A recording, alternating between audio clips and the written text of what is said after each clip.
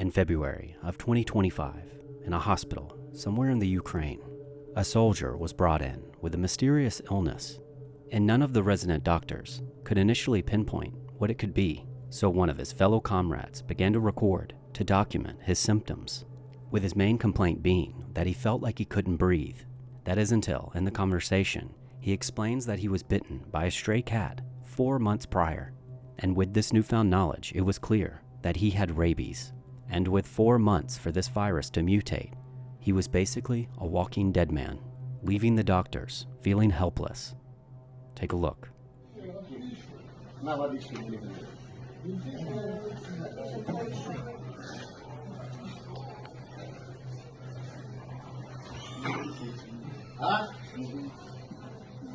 Лоточек сделай, лоточек. Я не можу глоточек. А чого? Боїшся чи що? Зроби глоточек. Ну, Що не говорить нічого, зараз Я контроль. понял. Давай, настрой. Глоточек, не надо багато.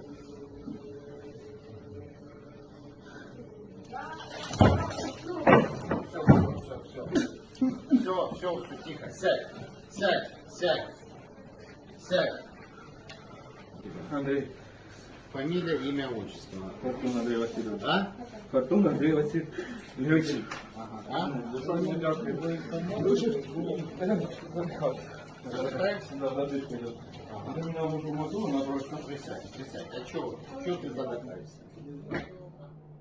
Now it should be noted that rabies gives you the sense of hydrophobia, meaning fear of water. This is because drinking any liquid will result in painful spasms because the virus accumulates in the salivary glands and it wants to be transmitted. And that's exactly how this poor man got infected. However, there is one procedure that rabies victims have found success in, and that's called the Milwaukee Protocol, where they put you in a medically induced coma in an attempt to protect your brain until your body can produce antibodies.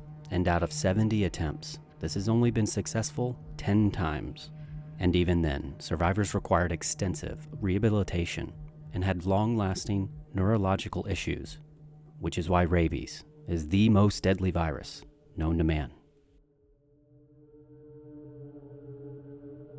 In 2023, a Venezuelan drug trafficker named Ronaldo devised an intricate scheme to defraud his cartel superiors because he was tasked with transporting over $10 million in narcotics by boat. But when he arrived to the cartel with no narcotics, he explained how he was chased by the Coast Guard and had to dump everything in the ocean in order to get away. And due to his rank, they seemingly believed him. And while he was away, he returned to the dump site and retrieved all the narcotics and took them to a nearby Caribbean island, where he then gathered his men to sell it all and reap the benefits.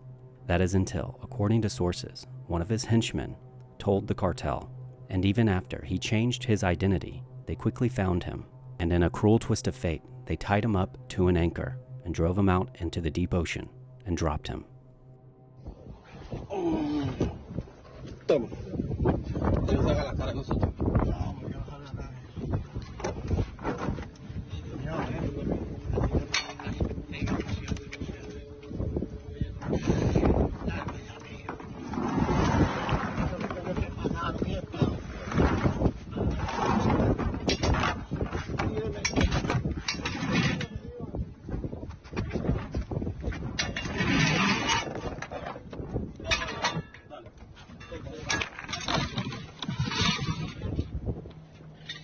But that's not quite where the story ends, because Ronaldo didn't say anything in the video.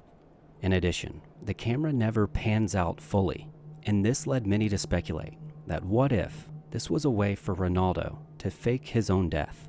Because after his change of identity didn't work, this would be the next best thing, and if the men were loyal to him, he could have bribed them to set up the video and leave the anchor untied to him, and he could potentially be on some Caribbean island with no threat of the cartel looking for him anymore. But as it stands right now, he's considered no longer with us.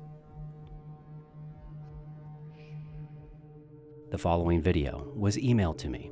However, it didn't come with a source, so it's impossible to validate. And in it, the person recording comes across an abandoned house in the middle of the woods when a baby's cries can be heard echoing through the woods. And it definitely seems like whoever's recording is reacting to it by cautiously approaching. But it seems the closer he gets, the further away it sounds. Take a look.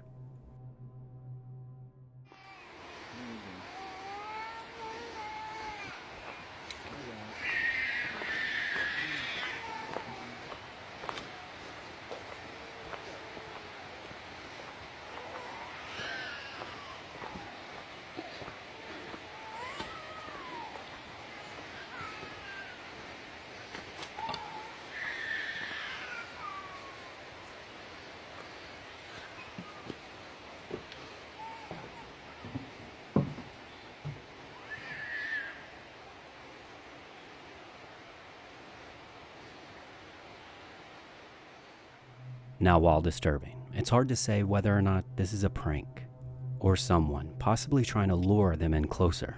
But my theory would be that of the lyrebird, because these birds can mimic almost any sound that they hear. I'll play a short clip, and then you can give me your thoughts.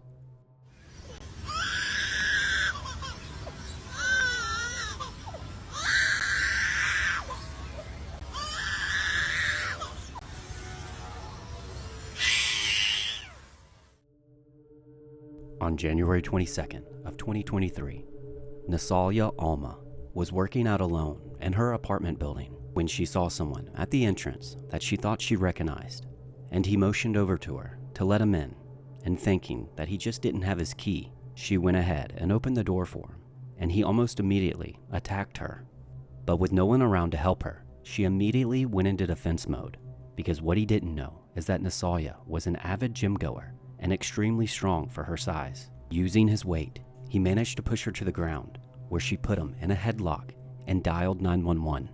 The entire encounter was captured by security camera. Take a look.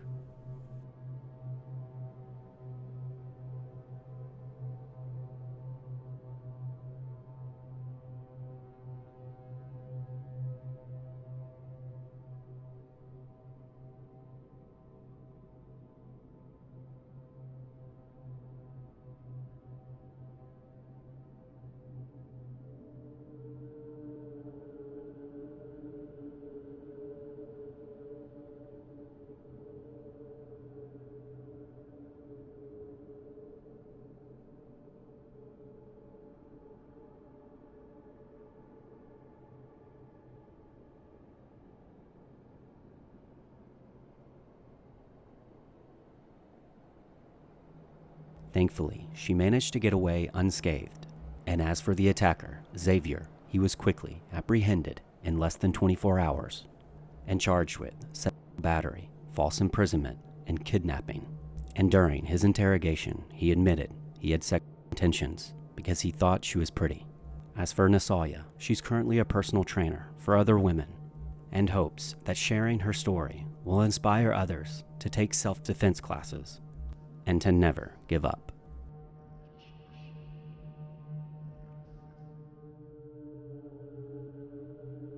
On February 13th of 2017, two young girls were walking a historic trail in Indiana on their way to a predetermined pickup spot where one of their fathers would be there waiting. This is when they came across an old railway bridge, which is a common attraction for the locals. But as they began to cross it, they noticed that they were being followed by a strange man. But with nowhere else to go, they pressed forward, quickening their pace. But he only seemed to be matching their pace. Feeling extremely uneasy, one of the girls began secretly recording to try to get the man on camera. However, Liberty and Abigail were never seen again. But this video would be key evidence in finding the attacker 5 years later. This video was hidden from the public as to not contaminate the case, but has recently been released in full. Here's that video.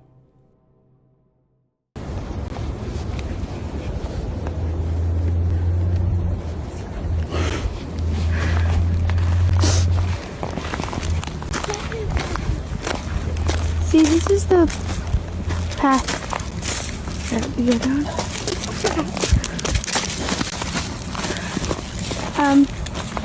There's no path going there, so we have to go down here.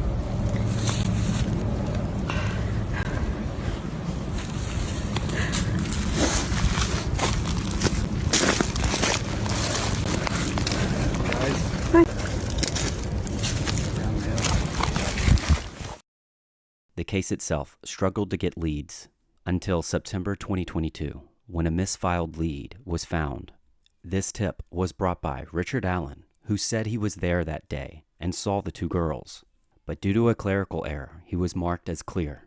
The following month, he was charged with both murders.